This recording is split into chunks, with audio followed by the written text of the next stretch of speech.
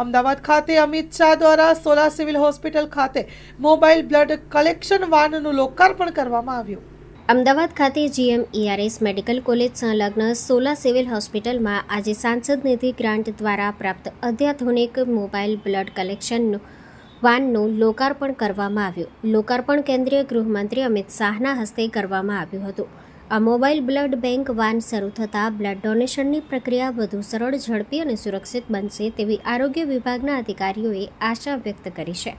ખાસ કરીને emergency case, મોટા ઓપરેશન અને તાત્કાલિક રક્ત જરૂરિયાત ધરાવતા દર્દીઓને તેનો સીધો લાભ મળશે.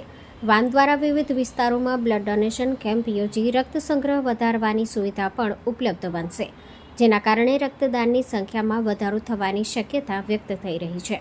કાર્યક્રમમાં હોસ્પિટલના ડીન ડોક્ટર જિજ્ઞાસા, મેડિકલ સુપ્રિન્ટેન્ડન્ટ ડોક્ટર દીપિકા, તબીબી અધિકારીઓ તેમજ ભારતીય જનતા પાર્ટીના પદાધિકારીઓ હાજર રહ્યા હતા. Story report by Kuldeep Israni, Ahmedabad.